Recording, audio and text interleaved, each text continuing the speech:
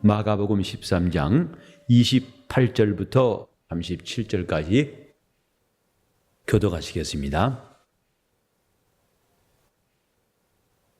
무화과 나무의 비유를 배우라. 그 가지가 연하여지고 잎사귀를 내면 여름이 가까운 줄을 아나니 이와 같이 너희가 이런 일이 나는 것을 보거든 인자가 가까이 곧 문 앞에 이른 줄을 알라.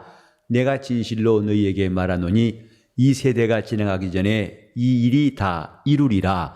천지는 없어지겠으나 내 말은 없어지지 아니하리라. 그러나 그날과 그때는 아무도 모르나니 하늘에 있는 천사들도 아들도 모르고 아버지만 아시느니라. 주의하라. 깨어있으라. 그때가 언제인지 알지 못함이니라. 가령 사람이 집을 떠나 타국으로 갈 때에 그 종들에게 고난을 주어 각각 사물을 맡기며 문지기에게 깨어있으라 명함과 같으니 그러므로 깨어있으라. 집주인이 어느 때에 올지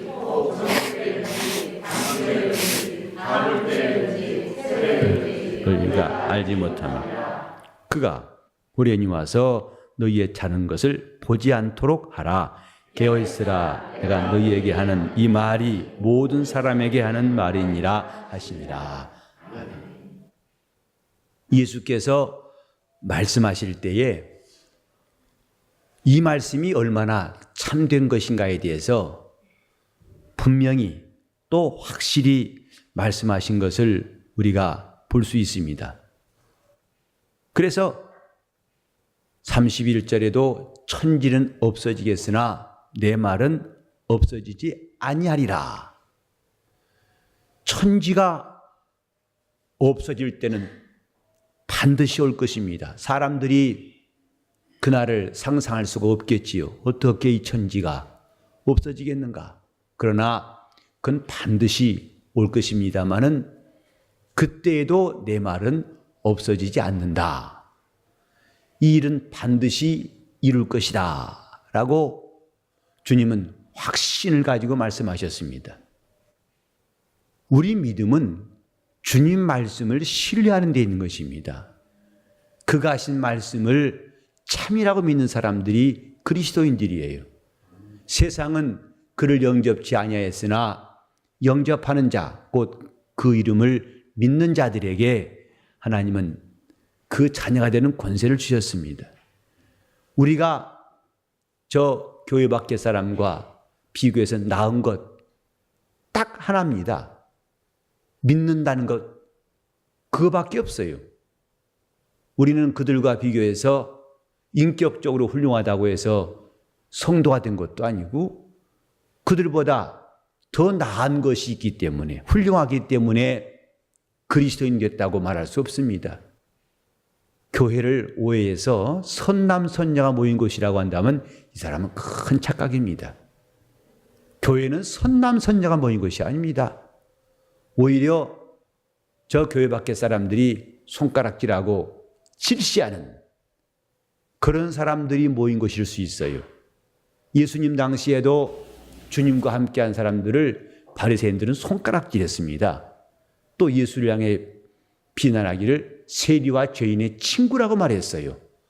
어떻게 저런 사람과 어울릴 수 있냐고 싸잡아서 예수를 비난할 만큼 주님과 함께 있는 사람들은 그다지 누구와 비교해서 훌륭한 사람들이 아니었습니다. 다만 그들은 주님께 은혜 입은 사람들이었어요. 주님이 하신 말씀을 참이라 믿고 따른 사람들이었습니다. 오늘날도 교회가 마찬가지예요. 이 세상과 다른 것은 하나님이 보내신 자가 곧 우리의 구세주, 우리의 영원하신 주님이라는 것을 믿는 것만 다른 것뿐입니다. 그것이 나은 거예요. 오늘 저와 여러분이 교회에서 일할 때에도 늘 기억해야 할 것은 다른 것 없습니다. 믿음밖에 없어요. 누가 주님을 더 많이 믿는가가 부러우고 우리는 귀한 것뿐이지요. 다른 것들은 서로 내세울 것도 없고 열등감 가질 것도 없고 또 스스로 비하할 것도 없고 오직 우리는 믿음뿐이라는 것을, 이게 교회의 특성이라는 것을 기억해야 됩니다. 예수께서 하신 말씀이 도무지 사람들은 믿어지지 아니할지라도 교회는 중요한 공통점이 있어요. 그걸 다 믿는다는 것입니다. 천지는 없어질지라도 내가 너에게 한 말은 반드시 이루어지고 내가 한 말은 없어지지 않는다. 그래서 우리말에도 철석같이 믿는다. 철, 쇠입니다. 석, 돌입니다. 그렇게 주님의 말씀을 철석같이 믿는 사람들이 그리스도인들입니다. 그가 하신 말씀은 단 한 가지도 잘못이 없고 거짓이 없다고 믿는 사람들. 이 땅에 얼마나 많은 거짓이 있습니까?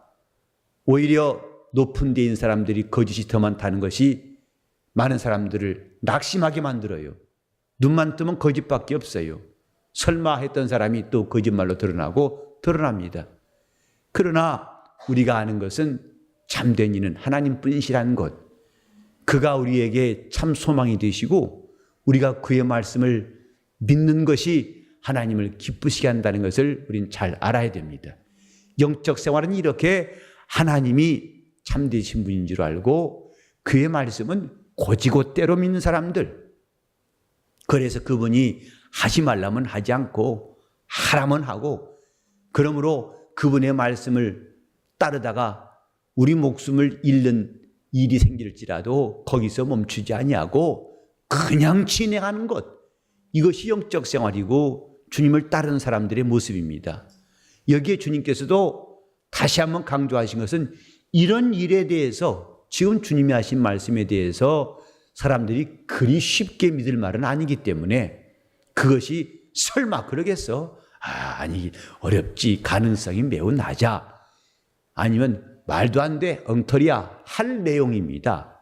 곧 예루살렘의 멸망, 가까이는 예루살렘의 멸망이요. 물론 그 전에 주님은 고난당해 죽으실 것이고, 또 이어서 예루살렘의 멸망과 함께 이것은 하나의 징조, 전조입니다. 무엇이냐? 마지막 날 심판 때에 대한 전조예요. 예루살렘이 무너짐으로써 구약 성경의 모든 신앙은 다 끝나버렸어요. 그것은 장차 올 하나님의 심판에 대한 모형일 뿐입니다. 이런 일들을 사람들이 쉽게 믿습니까? 심지어는 교회 안의 사람들도 이런 사실에 대해서 그닥 사실로 받아들이지 않는 것 같아요. 진지하게 받아들이지 않는 것 같아요. 그렇기 때문에 하나님 말씀에 대해서 관심이 없죠. 만약에 주님이 하신 말씀이 실감나고 사실적이란다면 왜 안 믿겠습니까? 얼마 전에도 보니까 담배값을 인상한다고 정부가 발표하니까 사재기를 냈다고 그래요. 그래서 그때 이런 소비 편의점에서도 미리 담배 없다가 안 팔다가 오른 다음에 그걸 팔아서 수백억을 남겼다는 말도 들었어요. 이건 정부가 반드시 해야 할 일 한다고 하니까 사람들은 미리 나라에 사지 말라고 해도 사재기를 해뒀다가 그것 때문에 돈 번 사람들이 있어요. 그 말을 믿으니까. 만약에 예수님이 하신 말씀이 참이라 믿는다면 오늘 교회가 이렇게 느슨하고 이렇게 자기 마음대로 하지는 않을 겁니다. 불순종한 일들을 이렇게 반복하고 또 지겹도록 반복한 일은 안 할 겁니다. 저 밖에 사람들, 교회 밖에 사람들은 하나님이 살아계시다는 것 믿지 않기 때문에 그가 심판하신다는 거 당연히 안 믿습니다. 그런데 교회 안에도 그분이 하시는 말씀에 대해서, 그분의 심판에 대해서 안 믿는 사람들이 적지 않습니다. 설마 그러겠어? 물론 언젠가 하실지 모르지만 나한테는 해당 사항이 있겠어? 그래서 남의 일로 여기는 습관들, 우리가 하나님 말씀을 들을 때마다 남의 일로 여기지 않을 때 우리는 영혼을 잘 도울 수 있고 영혼을 위할 수 있어요. 저 말씀은 남의 말이 아니네, 남의 일이 아니네 라고 여긴 사람들이 깨인 사람들입니다. 우린 주님 말씀을 진리라고 아멘했다면, 그 말씀을 참이라고 인정했다면 그건 동일하게 무슨 뜻이냐? 남의 일처럼 여기지 않는다 하는 뜻이에요. 그게 주님 말씀은 참입니다 하는 고백의 진실입니다. 남의 말로 여기지 않기 때문에 그 말씀을 듣고 마음에 찔리고 그 말씀을 듣고 떼굴떼굴 굴르고 회개가 나오고 기도가 나옵니다. 나를 도와달라고 살려달라고 하나님 앞에 부르짖습니다.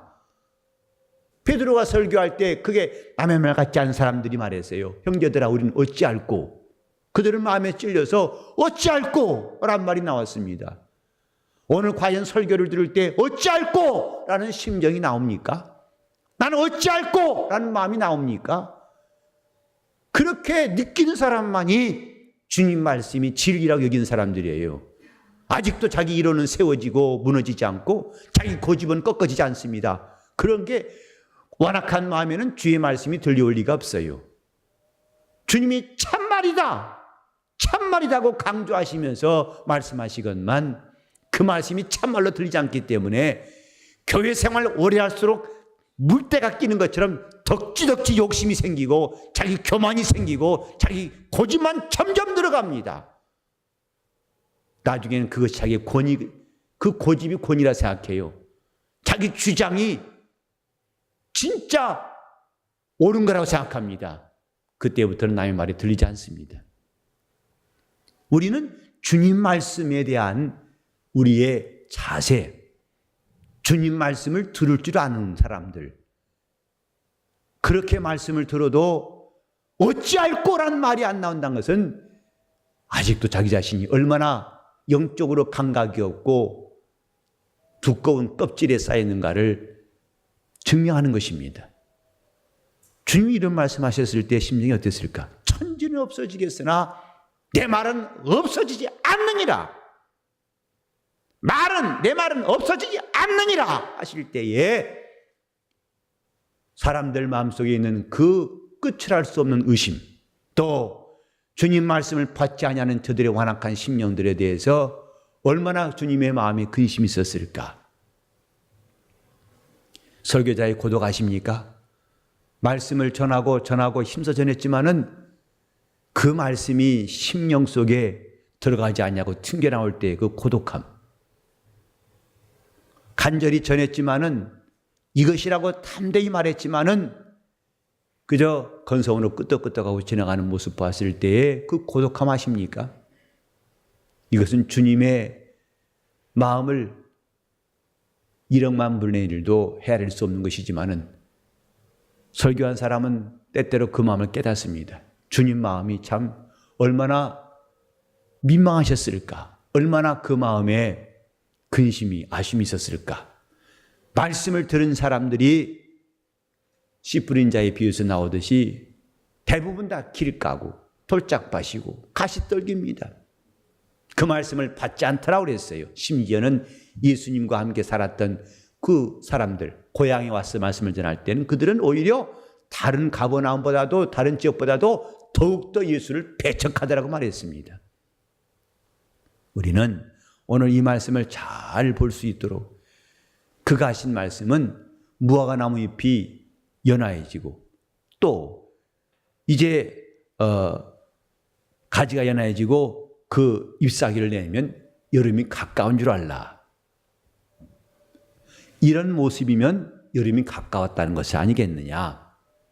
그와 같이 이제 내가 말한 이런 것들을 하나하나 눈에 볼 때에는 인자가 가까이 온 줄 알라 하셨어요. 여기에 여름이 가까운 것과 인자가 가까이 온 것, 지금 대칭을 이루고 있습니다. 여름이 가까웠다는 것을 말씀하신 것은 인자가 가까이 온 것을 말씀하시기 위해서 설명한 것이고, 그리고 무화과 나무의 가지가 연화해지고 잎사귀 내면 그 일은 주님이 하신 말씀이, 미리 하신 말씀이 하나하나 너희 눈앞에 보일 때에는 이것을 설명하기 위한 거였어요. 그래서 이런 일들은 30절에 보니까 이 세대가 지나가기 전에 다 이룰 것이다. 저 예루살렘이 멸망하기 전에 이미 야고보 사도는 순교를 했어요. 첫 번째 순교자죠.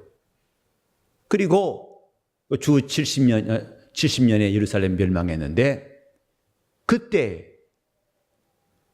사도 야고보가 죽은 다음에도 많은 저자들이 죽기도 하고 마지막에 남은 요한에 이를 때까지 주님이 말씀하신 일은 여지없이 멸망에 가증한 것이 거룩한 곳에 서가지고 하나님의 성전이 짓밟히고 차마 용납하지 않는 일들이 그들 앞에 입이 떡 벌어지고 담을 수 없는 일이 생겼습니다. 이것은 그 당시 사람들이 경험한 것이고, 제가 몇 주 전에 말씀드린 것처럼 이런 일과 함께 동시에 이제 장차 하나님 앞에서 하나님 정하신 이 마지막 때의 큰 일도 마치 오버랩 되듯이 이것이 요거 시작과 함께 그 동시에 이런 일이 진행된다는 것을 설명해 드렸는데, 이런 일들이 이미 시작되었다 이 말이에요. 우리는 주님께서 하신 말씀, 곧 그 날에 대한 말씀이 있다는 것을 기억해야 됩니다.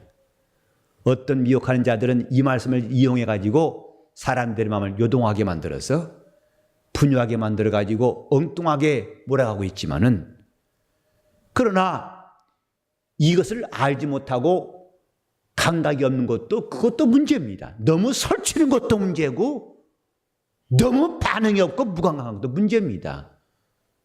제가 전에 말씀드렸습니다마는 신앙생활은 극단이라고 생각하지 마세요. 극단은 건강한 신앙이라 볼 수 없어요. 바울사도도 데살로니가 교회에 말했습니다. 주의 날이 취임했다고 동심하지 말며, 그 날이 우리에게 어떤 날이 될 것인가를 착실히 준비하라고 사도 바울은 말했어요. 주 강림하실 때 너희가 그의 멸관이 되고 기쁨이 되고 소망이 될 수 있도록 준비하라고 말했습니다. 우리가 지금 너무 설치는 것도, 그냥 찬송할 때는 너무 들떠가지고, 그래서 어디가 설교하면 제가 불안할 때 있어요.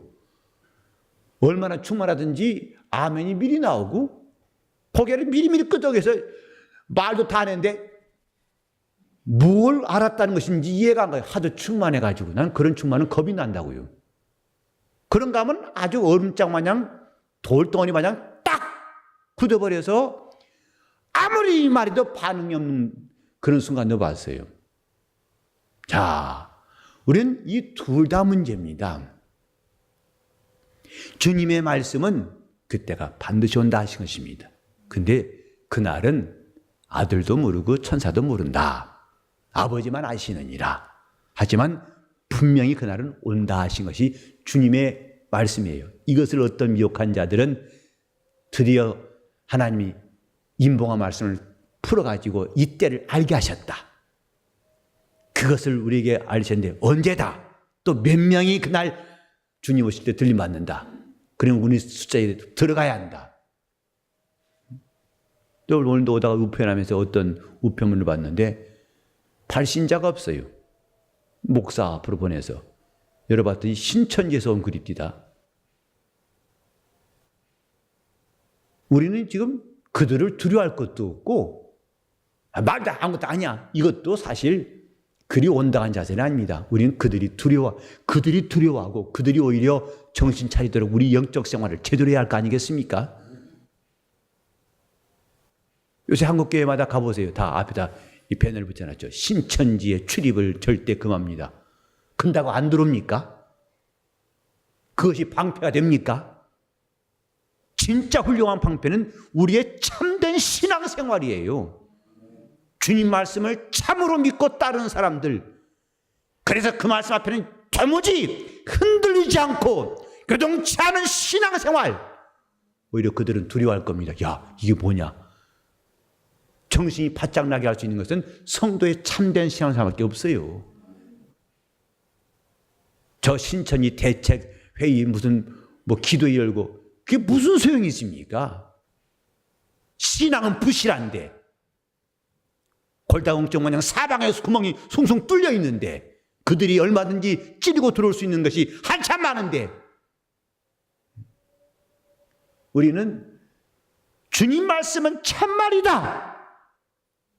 그가 하신 말씀은 반드시 이루어진다는 것에 대해서 절대 확신이 필요합니다. 그리고 그 말씀이 참말인 줄 알았다면 우리는 달라져야 됩니다. 예비하는 자세도 달라져야 되고 기도하는 모습이 달라져야 됩니다. 자신이 나는 어찌할꼬 하는 통해와 자복이 나올 때에 우리 교회는 가능성이 있고 희망이 있고 소망이 있어요. 그날을, 그때에 대해서 소망한 사람들, 그때에 대해서 준비한 사람들. 주님 말씀의 요약은 간단합니다. 인자가 가까이 온 이 징조를 너희가 보고서 준비하라. 그러나 그날과 그때는 사람들에게, 천사에게 알리신 적이 없고 인자에게도 알리시지 않았다. 이 말을 오해가지고 예수님이 모르신다고 하니까 그럴 리가 없다고 또 해서 주님이 직접 말씀했다고 하는 그런 어리석은 사람도 있어요. 진짜 모른다는 사람도 있고. 그러나 주님은 인자로 오실 때에는 아버지 뜻에 순종하려고 오신 분입니다. 그는 하나님과 동등하신 분이시지만은 자기를 낮추셨어요. 아버지가 명하신 말씀에 순종하러 오셨어요. 그래서 아버지가 고난에 두신 것을 존중하시고 그 일은 알지 않기로 하신 것이란 뜻이지, 그분의 능력이 부족해서 모르시고 그래서 하나님과 열등한 아버지보다는 못하신 분이라고 착각해서는 안 됩니다. 요컨대 그날과 그때는 너희의 알 바가 아니요. 사도행전 1장에서 주님 다시금 승천하실 때 말씀하셨어요. 그날과 그 시를 알려는 것보다도 주님은 우리에게 말씀하시기를 준비하라 하셨어요. 깨어있으라. 왜 사람들은 하나님 말씀에 대해서는 관심이 없고 자기 관심사만 발전시키는지, 이런 일은 예나 지금이나 똑같은 것 같아요. 주님 말씀은 깨어있으라는 말씀인데 사람들은 주님이 그렇지 않다, 알 수 없다고 하신 그날과 그때에 관심이 있어요. 너무나 황당하지 않습니까? 저도 재수를 2번씩 한 사람, 저도 별 2개입니다. 떨어진 별 2개. 그때 공부하면서 느낀 게 뭐냐면, 저도 그랬으니까 내내 공부하는 애들이 책 타령합니다. 그래서 저쪽에 얘가 가진 책이 두꺼워 보이고 책이 좋아 보여요. 내 책은 허술해 보이고 뭔가 이거 갖고는 다음에 시험 때 못 붙을 것 같아요. 그래서 앞에 1장까지 공부하다가 버리고 또 다 그 책 삽니다. 또 그 앞에 1장 2장씩 공부하다가 보니까 또 좋은 책에서 어디서 샀어? 또 그래서 책꽂이 보면 같은 과목 책이 쭉 나열되어 있어요. 제가 그래서 재수할 때, 2번째 공부할 때는 결심을 했어요. 주어진 책만 제대로 하면 된다. 그래서 한눈 팔지 않겠다 생각해가지고 그 책만 착실히 공부했어요. 내가 봐도 그 책은 부피도 얇고 좀 엉성해 보였지만은 그 이듬해 시험 보는데, 더 좋은 성적을 내는데 전혀 부족하지 않았어요. 왜? 주님은 깨어있으라는 말씀하셨지만 엉뚱한 데 관심이가 있습니까? 참고서가, 내가 가진 교과서가 남보다도 부실해서 떨어진 게 아니라 그 책 자체만 착실히 공부했다 하더라도 좋은 결과가 얼마든지 나온다는 거 이듬해 깨달았어요. 영적 생활은 기본에 충실해야 됩니다. 남이 더 특별한 거 갖고 있다고 쫓아갔다는 여러분은 방황할 수밖에 없어요. 주님 말씀이 기본이에요. 주님이 하신 말씀은 깨어있으라. 전 여기에 한번 세봤더니 깨어있으란 말이 4번 나오더군요. 33절부터 7절까지 깨어있으라, 깨어있으라, 깨어있으라, 깨어있으라 4번이 나와요. 주님이 이렇게 4번씩 강조한 일이 별로 없어요. 깨어있으라는 말씀을 거듭해서 하신 말씀이 제 기억으로는 그렇게 많지 않은 것 같아요. 주님의 부탁은 너무 분명합니다. 그날과 그 시에 대해서 알려고 하는 어리석은 자들의 그 유혹을 다 단호히 떨치시고 깨어있는 것, 내 영혼이 깨어있는 사람 되는 것, 그것이 준비예요. 이 본문에도 주님께서 가령하고 34절부터 비유를 말씀하셨는데, 사람이 집을 떠나 타국으로 할 때에 그 종들에게 권한을 주어 각각 사물을 맡기며 문지기에게 깨어있으라고 명령한 것과 똑같다. 주님이 하시는 일을 이렇게 알기 쉽게 설명하신 비유입니다. 여기 사람은 주님을 말하는 것이고, 집을 떠나 타국으로 할 때 이는 주님께서 이 땅에서 죽으시고 부활하사 하늘에 가실세. 다른 성경에 보면 어떤 사람이 왕위를 받으려고 타국에 갔다는 말을 했죠. 바로 예수께서 하늘 죽으시고 부활하사 하늘에 오르신 것은 영광의 보좌를 얻으시게 함이에요. 왕위를 받으려고 타국에 갔다는 말씀은 그분이 하늘에 오르사 영광 얻으신 것을 말씀하고 있습니다. 그리고 그가 돌아온다고 그랬죠. 그는 반드시 다시 오신다는 거예요. 그때까지 청지기들에게, 문지기에게 잘 지켜라 하고 당부하셨습니다. 오늘날 교회는 이런 문지기와 같아요. 주님이 다시 오실 때에 타국에 갔다가 오신 주님을 영접하기 위해서 준비하고 기다리는 문지기와 같습니다. 그래서 이 깨어있으란 말을 보니까 망을 본다는 말이에요. 경계한다. 망을 보고 있으라 이 말이에요. 흉악한 일이나 늑대가 들어오지 않도록, 도적이 들어오지 않도록, 그러나 주인이 들어올 때는 얼른 문을 열고 영접할 수 있도록, 망대에 올라가서 망을 보는 사람처럼 문지기는 이렇게 망을 보는 사람입니다. 주님이 오실 때는 활짝 열고 원수들이 올 때는 전혀 못 들어오도록 딱 틀어막고서 그들을 물리칠 수 있도록, 이게 문지기의 할 일입니다. 그러니까 깨어있다는 것은 망을 본다.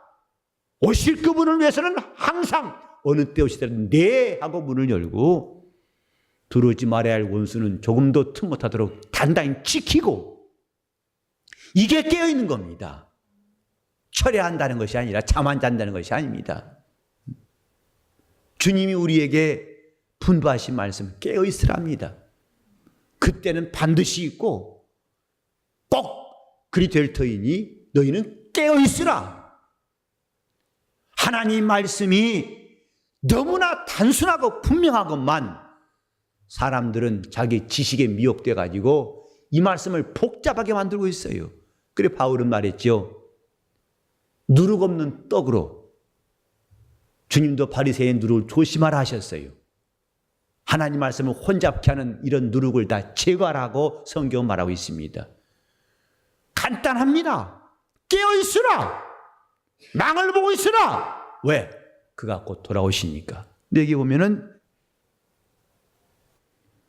집주인이 35절에 언제 올는지, 혹 저물 때에 일는지, 밤중에 일는지, 타굴 때인지, 새벽에 일는지, 다 이 네 가지 시점은 뭐냐면 어둡습니다.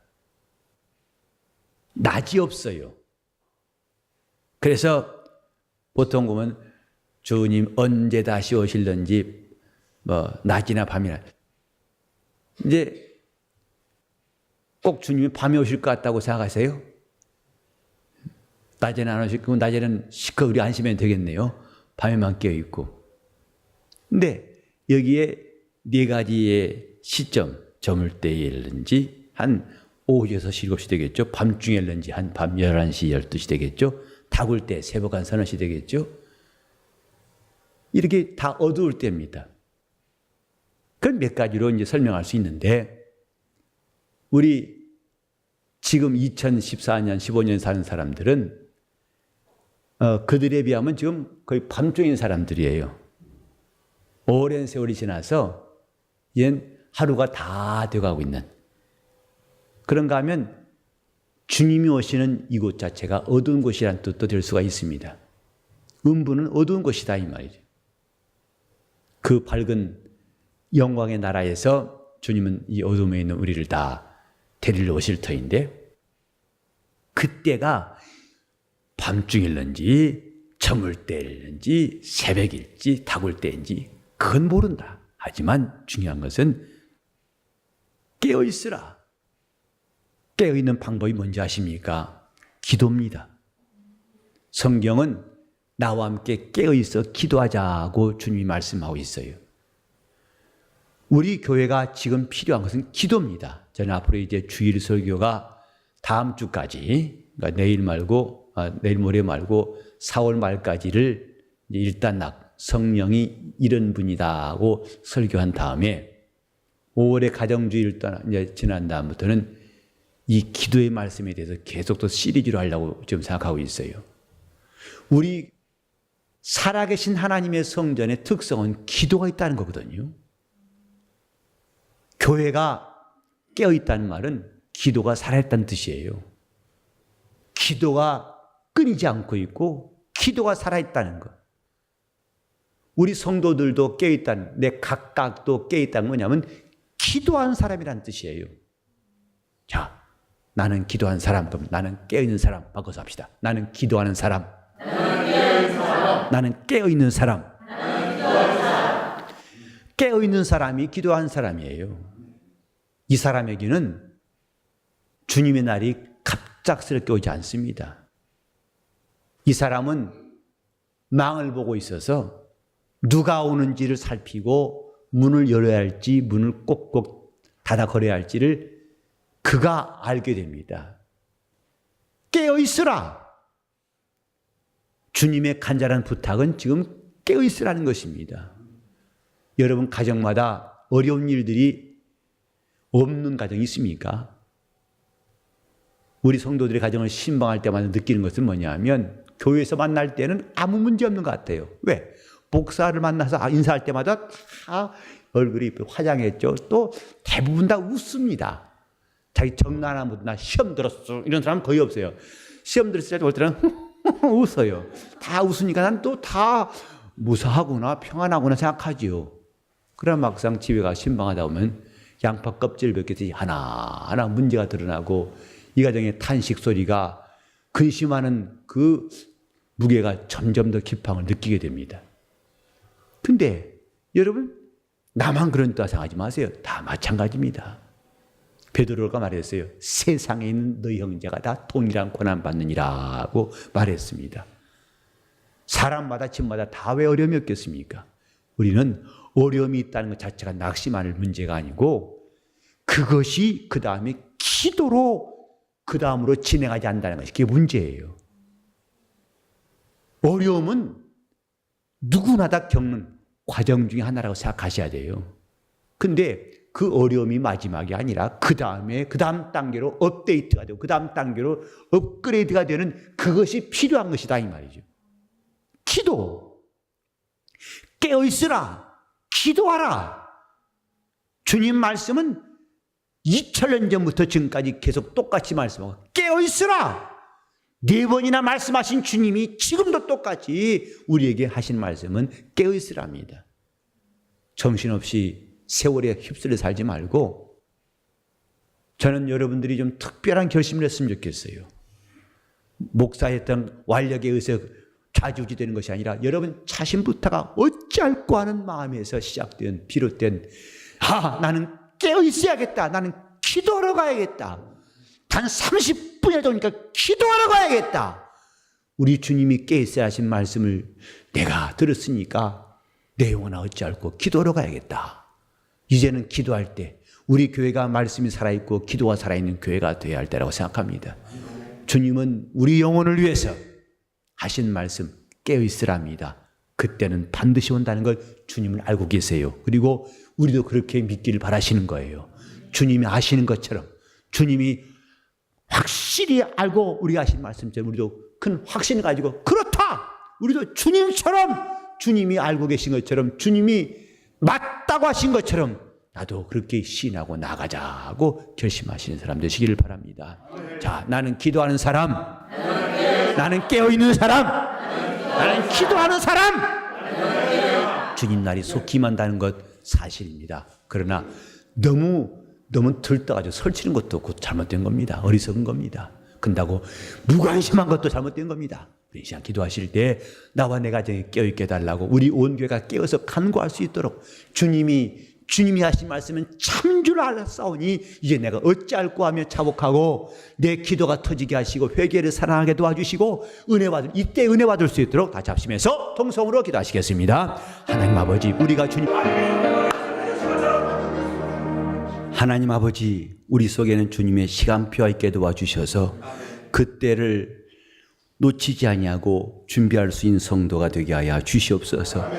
이것이 인간의 시간으로 환산할 수가 없고 인간의 지혜로 그때와 그 시를 알 수 없을지라도 늘 깨어서 준비한 사람들에게는 그때를 반드시 얻게 하실 줄로 확신하오니 우리 교회가 주님 말씀이 참말임을 알게 도와주시고 이를 시인하고 믿으며 그래서 주님과 함께 깨어 기도하게 도와주시옵소서. 우리 교회에 참으로 기도가 살아있고 말씀이 살아있는 교회가 되게 하여 주시옵시고 우리 성도들이 영원히 진실로 어떤 원수들의 유혹에 의해서도 요동치도 아니하고 경건하고 또 굳세고 강건하게 도와주시옵시고 오히려 그들이 두려워 떨며 떠나가 버릴 수 있도록 우리 교회가 정말 영적으로 충만하고 건강하고 생명이 넘치는 교회가 되게 하여 주옵소서. 주님 반드시 될 일들을 우리에게 말씀하셨고 우리는 그 말씀이 참인 줄 믿고 우리 모두가 깨어있는 기도한 사람 되게 하여 주옵소서. 우리 교회 유초등부, 중고등부, 대학 청년부, 청장년부 각 셀에 이르기까지 정말 기도 소리가 점점 더 커지게 도와주시옵소서. 살고 싶어서 기도한 소리들이 점점 더 많아지게 도와주시옵시고 정말 이 기도 소리가 우렁차서 하늘에 상달할 수 있도록 우리 교회의 모든 기도회가 점점 더 성장하도록 역사하여 주시옵소서. 주님 앞에 우리가 서는 날까지 우리는 오직 신앙의 큰 다름질이 있도록 역사하여 주옵소서. 예수 이름 받들어 기도 올리옵나이다.